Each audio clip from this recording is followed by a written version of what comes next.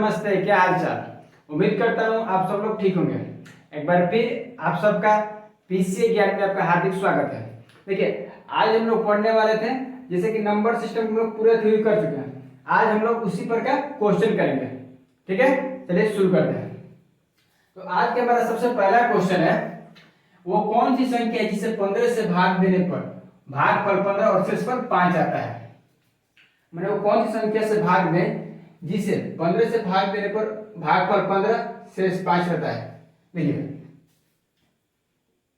देखिए इसमें क्या कह दिया है, 15 से भाग देने पर। इसमें क्या दिया है, 15 से मैंने भाजक,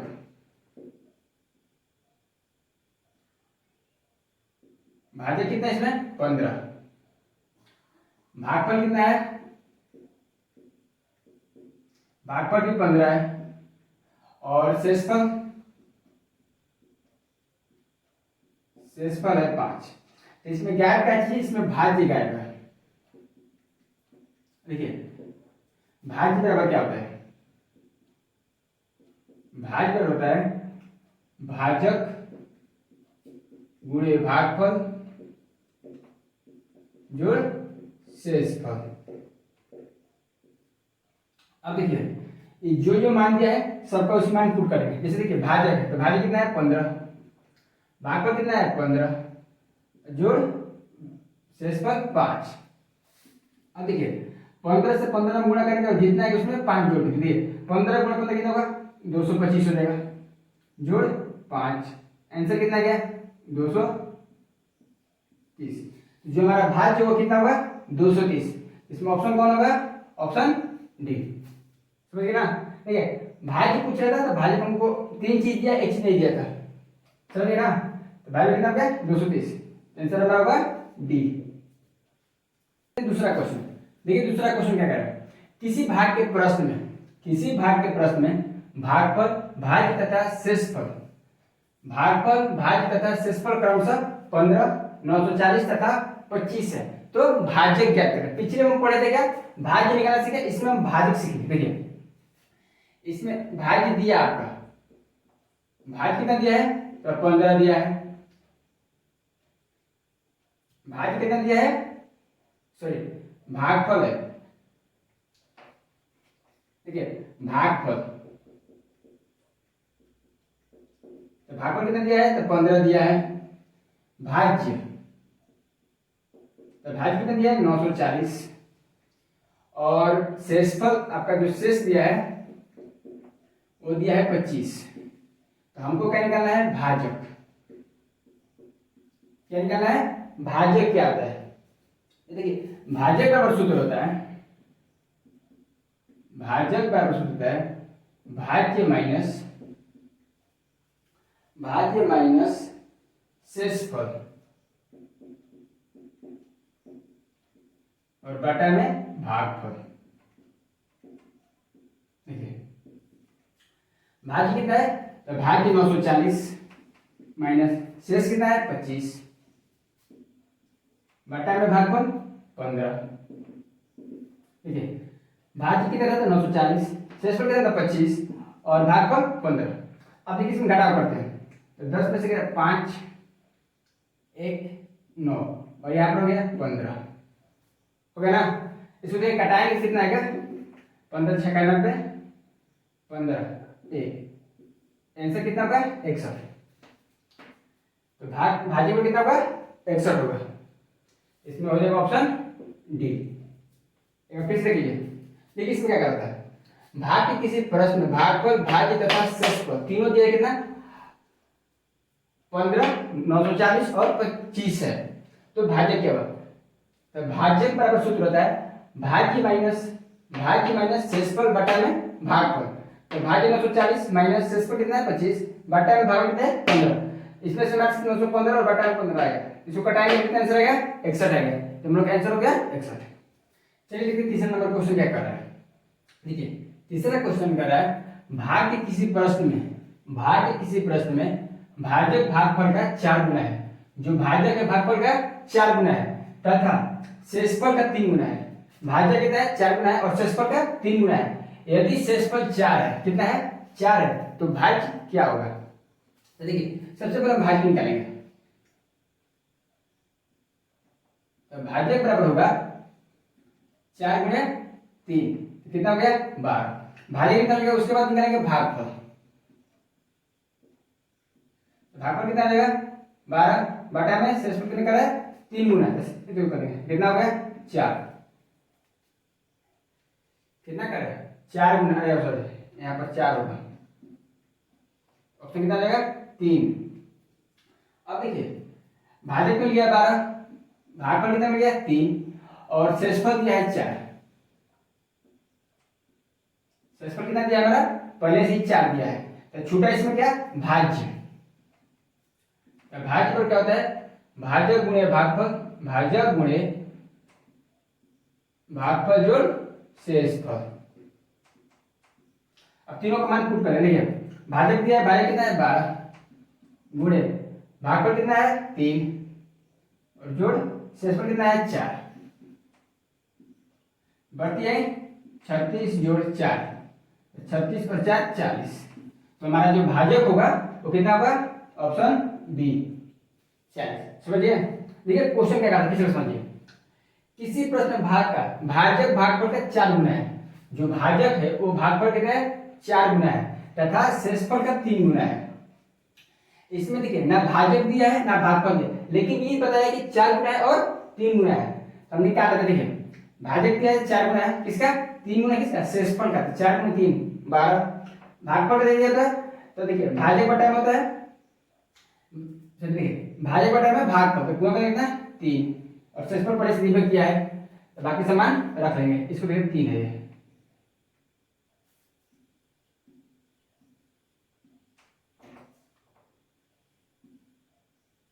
3 है, ठीक है।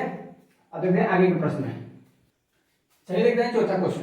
देखिए चौथा क्वेश्चन क्या कर रहा है, दो संख्याओं का योगफल 90 है, दो संख्याओं का योगफल 90 है, यदि उन दोनों संख्याओं में 40 का अंतर हो तो संख्याएं क्या होंगी। देखिए क्वेश्चन क्या कर रहा है, देखिए दो को संख्या जोड़ना, जैसे मान के चलिए x प्लस वाई बराबर 90 हो, और उसी में कह रहा है कि यदि x और y, x माइनस वाई का अंतर कितना होना चाहिए 40 होना चाहिए, इन दोनों संख्या का अंतर 40 होना चाहिए। तो दोनों संख्याएं क्या है, देखिए इस 4 को ऑप्शन दिया 33 और 57, 37 और 53, 40 और 50 और 25 और 65, 4 क्वेश्चन दिया है। मैंने जोड़ने पर 90 है और घटाने के दोनों के बीच का अंतर कितना है, तो 40 का अंतर होना चाहिए। मैंने दो को संख्या ऐसा ढूंढना है कि जोड़ने पर 90 है और दोनों संख्या जोड़ने पर 90 और दोनों का जब माइनस किए तो दोनों के बीच में 40 का अंतर हो, तो वैसा हम लोग दो संख्या ढूंढना है। आप बताइए कि इनमें से कौन सा होगा 4 में से, थोड़ा सोचिए।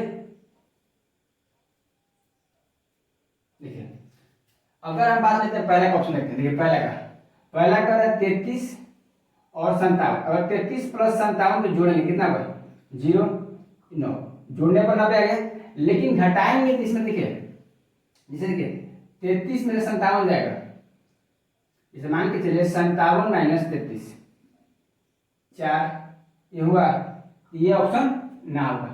ऑप्शन बी भी देखकर सी लगता है कि ना होगा। सी को देखते हैं, सी को जोड़ेंगे तो कितना आएगा 40 प्लस 50 बराबर जोड़ेंगे तो 90 आ जाएगा, लेकिन 50 में से 40 करेंगे तो कितना आएगा 10, ये भी हमारा बी भी ना होगा। तो बचा लास्ट डी, डी हमारा आंसर सही है। देखिए आंसर कैसे सही है, 25 प्लस 65 कितना होगा 0 90 आ रहा है, और उसमें से देखिए 65 माइनस 25 करेगा 0 6 में से आ गया, मतलब देखिए जोड़ने पर 90 और घटाने में 40 का अंतर हो, तो वैसा हमको दो संख्या ढूंढना था, तो उनका आंसर कौन होगा ऑप्शन डी। समझ गए ना। चलिए अगला प्रश्न, चलिए पांचवा प्रश्न देखते हैं। देखिए पांचवा प्रश्न क्या कह रहा है, ये ठीक चौथा प्रश्न का है, पीछे वाला क्वेश्चन पढ़ा है ठीक वही है। ठीक है, दो संख्या के ऊपर कितना है 79 है, 79 है, यदि उन दोनों संख्याओं में 23 का अंतर हो तो संख्या क्या है। पिछले बार में पढ़ा था कि दो संख्या को जोड़ने पर कितना होता है 90 होता था, और दोनों संख्या के बीच का अंतर 40 है, तो दोनों संख्या बताना था। तो ठीक ये दोनों प्रकार का क्वेश्चन है, आप अपने कॉपी पर सॉल्व करके बताइए कि दोनों चारों ऑप्शन में से कौन होगा, और कमेंट उनको लिख के बताइएगा कि चारों में से कौन होगा, A B C D. Comment में चारों को कोई भी ऑप्शन अगर ऑप्शन ए सही है तो ए लिखेगा, बी सही है तो बी लिखेगा, सी सही है तो सी लिखेगा और डी सही है तो डी लिखेगा। हम इसको बनाएंगे नहीं, इसको आप बनाकर विदा करेगा। अब देखते हैं क्वेश्चन नंबर 6 ये क्या कर रहा है। 1 से 20 तक क्या कर रहा है, 1 से 20 तक कुल कितने आभास संख्या है। मैंने हमको ये बताना है 1 से लेकर 20 तक कुल कितने आभास संख्या है तथा उनका कुल योगफल क्या है। तो सबसे पहले देखते हैं कि उनका पहले कौन संख्या है, आभास संख्या है। सबसे पहले देखिए 2, 3, 5, 7, 11, 13, 17 और 19 है। कितना है, 8 वो आभास संख्या है। अब 8 को जोड़कर हमको ये बताना है ना कि जोड़ने पर कितना है। जैसे मान के चलिए 2 + 3 + 5 + 7 इस सबको जोड़ दीजिए और लास्ट में बताना है कितना है। देखिए अगर इस सबको आपको जोड़िएगा मैंने 2 से लेकर 19 तक जो टोटल योग आएगा वो आएगा 77। आपने कोई पर जोड़ कर देख लीजिए कितना है, जोड़ कितना आएगा 77। तो हमारा आंसर होगा ए। देखिए जब भी आप क्वेश्चन पूछे 1 से लेकर 20 तक कुल कितने आभास संख्या है तो कितना है 8 गिन लेना। 1 2 3 4 5 6 7 और 8। अगर पूछे इन 8 का योगफल कितना होगा तो बोल दीजिएगा 77 होगा। ठीक है, अब अगला क्वेश्चन देखते हैं। अगला क्वेश्चन देखते हैं, क्वेश्चन नंबर 7।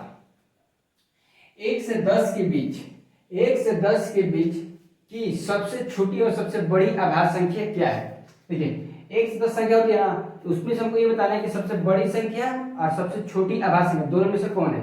देखिए ऑप्शन देखते हैं 1 और 9। एक आभास संख्या नहीं 9, ऑप्शन नंबर ए ना होगा। बी देखते हैं, बी 3 आभास संख्या है, 3 आभास संख्या है लेकिन 9 आभास संख्या ना है, ये भी ना। ऑप्शन सी देखते हैं, सबसे छोटी आभास संख्या 2 होता है और सबसे बड़ी इसमें हो गया 7। ये हम लोग का ऑप्शन होगा, ये ऑप्शन ना होगा क्योंकि इसमें 3 बड़ा हो जाएगा 2 से। सबसे छोटी और सबसे बड़ी ध्यान रखिएगा, सबसे छोटी और सबसे बड़ी। जब भी पूछे 1 से 10 के बीच सबसे छोटी आभास संख्या सबसे बड़ी आभास संख्या तो 2 और 7 होता है। ठीक है ना। देखिए अब देखते हैं क्वेश्चन नंबर 8। क्वेश्चन नंबर 8 देखिए कर रहा है 1 से लेकर 100 तक की सभी प्राकृतिक संख्याओं का योगफल क्या होगा। माने हमको गिनती जोड़ना है 1 से लेकर 100 तक गिनती जोड़कर बताना है कि टोटल कितना होगा। जैसे मान के चलिए आपको गिनती जोड़ने को बोले तो कोई बोलेगा 1 + 2 + 3 + 4 + 5 जोड़ते जोड़ते आपको 100 तक जोड़ना होगा तो इसमें टाइम ज्यादा लगेगा और जोड़ने में भी दिक्कत ज्यादा होगा। देखिए इसका एक फॉर्मूला होता है जो सबसे आसान होता है। देखिए क्या होता है, इसका जो सूत्र होता है, सूत्र देखिए इसका सूत्र क्या होता है। इसका सूत्र होता है n + 1 और बटा में होगा 2। इस सूत्र हमेशा याद रहेगा, कब भी जोड़ने का दिक्कत ना पड़ेगा। देखिए जहां n बराबर होगा अंतिम संख्या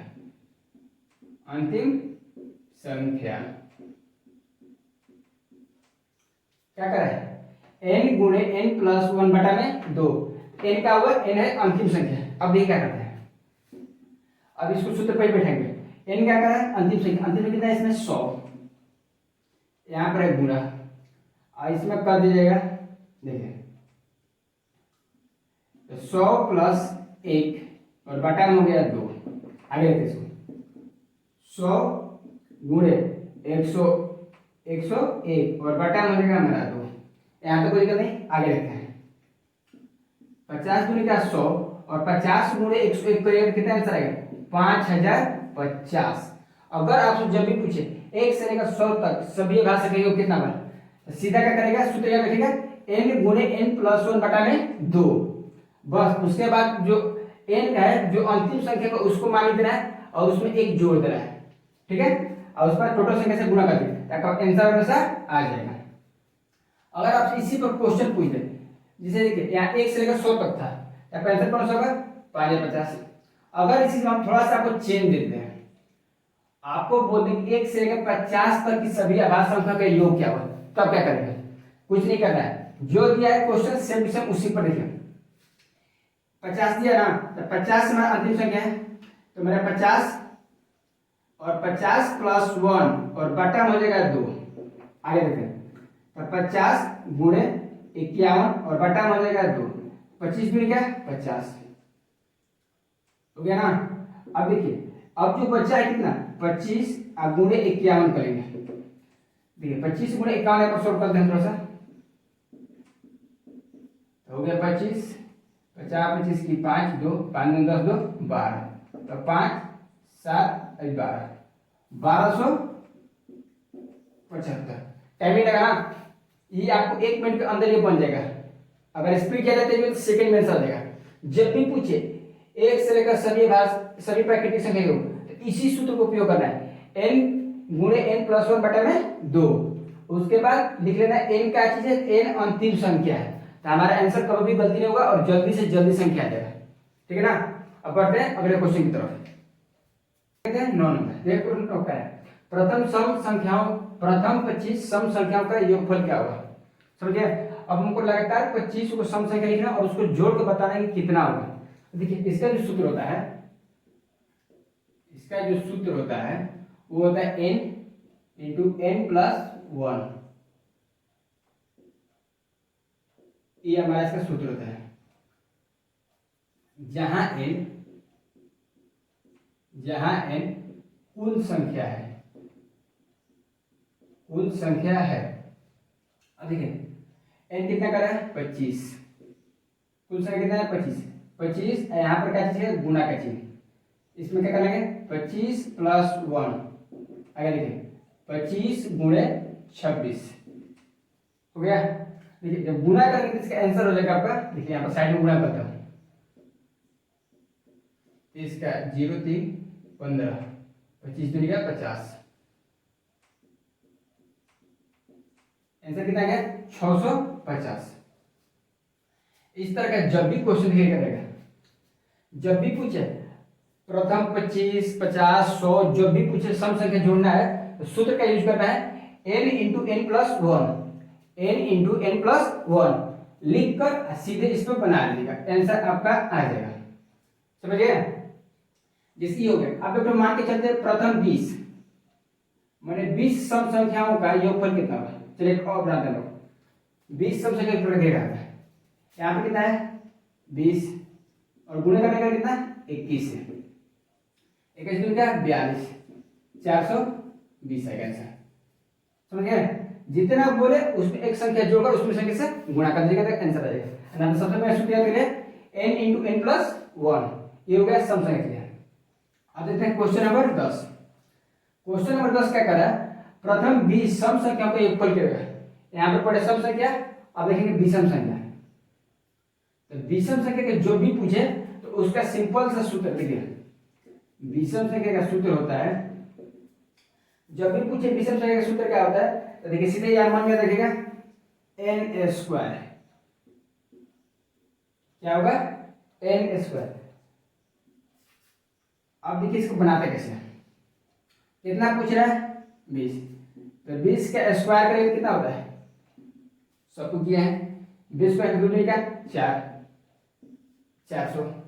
माने जितना पूछे ना बस उस संख्या का स्क्वायर कर रहा है, चाहे 30 पूछे तो 30 का स्क्वायर कर दीजिएगा, 40 पूछे 40 का स्क्वायर कर दीजिएगा, 15 पूछे तो 15 का स्क्वायर कर, माने पूछे स्टार्टिंग का 20 25 30 जितना पूछे बस उसका स्क्वायर करना है तो उसका आंसर आ जाएगा।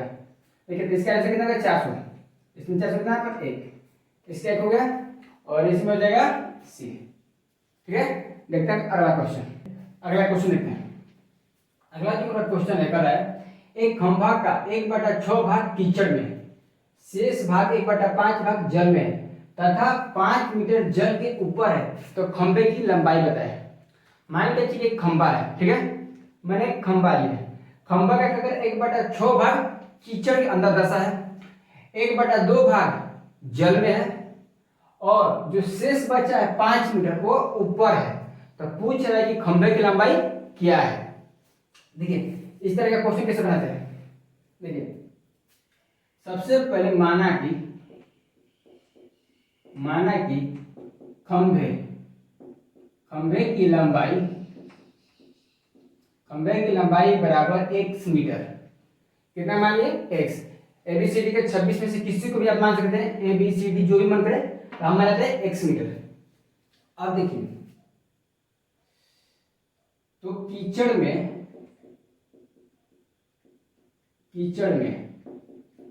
खंभा कितना है, x गुणे x का कितना है सर, 1/6 भाग, कितना हो गया, x बटा में 6, x बटा में 6 मीटर क्या हो गया कीचड़ में। उसके बाद क्या करा, जल में देखते हैं कितना है, जल में क्या करेंगे, देखिए जल में करने के लिए सबसे पहले x माइनस 1/6 गुणे 1/2।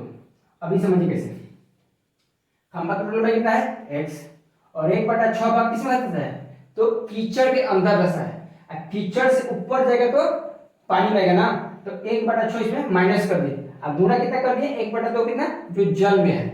अब इसको सॉल्व करिए, सॉल्व कर कितना होगा, देखिए इसको सॉल्व करते अंदर देखिए, तो 6x माइनस कितना होगा, बटा में लीजिए 6 1 कितना हो गया 5x और बटा में हो गया 6 और गुणे 1/2, तो 5x और बटा में 6 देगा 12। देखिए x/6 मीटर कीचड़ में दशा है, 5x बटा 12 मीटर ये किस में दशा है, तो जल में है। अब देखते हैं और कह रहा है कि जो शेष 5 मीटर है वो क्या है, जल के ऊपर है, जल के ऊपर कितना दिया हमारा, तो 5 मीटर है। तो पूछ रहा है कि टोटल खंभा की लंबाई क्या है, देखिए टोटल खंभा की लंबाई कैसे निकालेंगे, कुल खंभा की लंबाई, इसलिए खंभा की लंबाई बराबर है, टोटल कितना है हमारा हुआ 5/5x और बटा में 12 बराबर कितना ऊपर है 5 मीटर। 5 मीटर ऊपर ये जो पानी दशा कीचड़ दशा उसी में निकाला है ना। अब देखिए इसको सॉल्व करते हैं, 5x बटा 12 बराबर 5, देखिए तो 5x बराबर 5 हमारा इधर रहेगा और जो 12 ये भागा में इधर जाएगा तो गुणा हो जाएगा। चलिए ऊपर देखते हैं, तो 5x बराबर 5 गुणे 12, तो 5x बराबर 12 5 60, तो x बराबर कितना होगा 60 बटा में 5, तो x बराबर 12 मीटर। तो खंभा की जो टोटल लंबाई होगी वो होगी 12 मीटर। इसमें ऑप्शन कौन सा होगा, ऑप्शन डी। देखिए एक बार फिर समझाते हैं, तो क्या करना है, एक खंभा है जिसकी 1/6 भाग कीचड़ में दशा है और 1/2 भाग पानी के ऊपर है, पानी में है, और जो शेष बचता है वो पानी के ऊपर है। तो पूछ रहे टोटल खंभा की लंबाई क्या है। देखिए इस तरह का जब भी क्वेश्चन है तो सीधा मान लेंगे x y z को भी मन करके मान लीजिए। देखिए x मीटर टोटल खंभा की लंबाई हो गया, उसमें देखिए कीचड़ में दशा भाग कितना है x बटा में 6, उसके बाद जल में निकालेंगे, जल में कितना है, तो जल में करिएगा तो x 5x बटा में 12, इसको सॉल्व करिएगा तो उसके बाद जल के ऊपर कितना है 5 मीटर, उसके बाद कहते हैं खंभा की लंबाई बराबर 5x बटा में 12 बराबर 5। अब इसको सॉल्व करिएगा 5x बटा में 12 को, आंसर आपका 12 मीटर आ जाएगा। समझ गए ना। चलिए इसको अगला क्वेश्चन देखते हैं, पिछले क्वेश्चन की तरह देखिए अगला क्वेश्चन सेम उसी है, बस थोड़ा सा इसमें खंभा है, इसमें बांस है। देखिए क्या करना है, एक बांस का 1/3 भाग कीचड़ में दशा है, 2/5 भाग पानी में तथा 10 मीटर पानी के ऊपर है, तो बांस की लंबाई क्या है। मान लीजिए टोटल कोई बड़ा सा बांस है, ठीक है, उसका 1/3 भाग कीचड़ के अंदर दशा है, 2/5 भाग पानी में है, और जो 10 मीटर ऊपर का है ना, जो ऊपर का बांस का लंबाई है वो 10 मीटर पानी के ऊपर है। तो पूछ रहा है कि बांस की टोटल लंबाई क्या होगी, माने जो मिट्टी में धसा है अंदर कीचड़ में हो, फिर पानी में डूबा हो, और जो ऊपर धसा है मतलब टोटल लंबाई क्या होगी। इसी में देखते हैं, इसी समझते हैं क्वेश्चन को। देखिए माना कि बांस की लंबाई बराबर x मीटर, बांस की लंबाई क्या माना है x मीटर। अब देखिए तो कीचड़ में बांस कितना है, x का 1/3 भाग कितना होगा x बटा में 3 मीटर।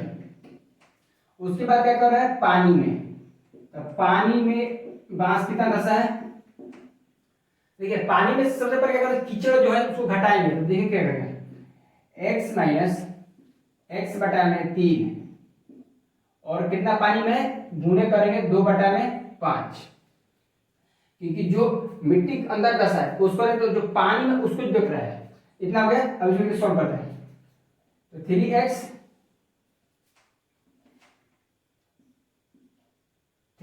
माइनस x और बटा में 3, तो 2x और बटा में हो जाएगा 3 और गुणा करें कितना 2 बटा में 5, 2 दूनी का 4x और बटा में 15, तो पानी में कितना है 4x बटा में 15 धंसा है।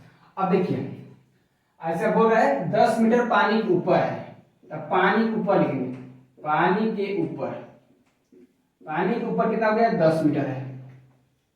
अब देखिए हम लोग का समीकरण तैयार हुआ है, तो बांस की टोटल लंबाई कैसे निकालेंगे, 4x और बटा में कितना है 15 बराबर कितना है पानी के ऊपर, ये देखिए कीचड़ दोनों कैसे बता दिया। अब जो 10 मीटर है पानी के ऊपर है, अब ये क्या करते हैं, तो सॉल्व करिए, तो 4x बराबर 15 गुणे 10, तो 4x बराबर 150 हो गया। अब देखिए x बराबर क्या करेंगे 150 और बटा में करेंगे 4, x बराबर 150 बटा में करेंगे 4। अब देखिए इसको थोड़ा घटाए भाग दीजिएगा तो आंसर आ जाएगा किसे, यहाँ पे देखिए भाग देते हैं, चलते हैं 12 3 0 7 चौके 28 7 चौके 2 दशमलव 20 5। अगर इसको घटाएंगे तो कितना गया, x बराबर आपका हो जाएगा 37.5 मीटर। तो बांस की जो कुल लंबाई होगी वो होगी 37.5 मीटर। अब समझ गए ना, इसमें से आपका ऑप्शन हो जाएगा, इसमें से कौन सा ऑप्शन है 35, हाँ ऑप्शन सी। इससे पहला क्वेश्चन जो खंभा पर जाता है ये बांस वाला, दोनों से आपका मेथड क्लियर हो जाएगा। जो भी डाउट हो कमेंट में लिख बता दीजिएगा, ठीक है। अगर देखिए ये हम लोग का लास्ट क्वेश्चन है, अब इसको थोड़ा अच्छे से समझते हैं। देखिए लास्ट क्वेश्चन क्या कर रहा है, एक लड़के से एक संख्या को 50 से गुणा करने के लिए कहा गया है। मान लीजिए कोई लड़का है, उससे कहा गया किसी संख्या में 50 से गुणा करें, ठीक है, लेकिन उसने 30 से गुणा कर दिया, क्योंकि उसका ध्यान मान के चलिए कोई आदमी किसी से कहा कि 50 से गुणा कर ले, लेकिन लड़के का ध्यान नहीं था इसलिए वो 30 से गुणा कर दिया। तो इस प्रकार उसका उत्तर सही उत्तर से 400 कम था। जो 30 से गुणा किया ना जिस संख्या में, तो उस उत्तर से 400 नंबर कम था। तो बताना है कि उस संख्या क्या थी जिसमें गुणा किया। देखिए इस तरह का क्वेश्चन मैंने किया सबसे पहले, देखिए मान लिया, अरे यार इसके तो क्या हो गया, माना की संख्या बराबर x है, ठीक है, माना की संख्या x है। देखिए पहला संख्या किससे कहा गया था 50 से, 50x और माइनस कितना किससे कर दिया था, तो 30 से, कितना कम था, तो 400 कम था।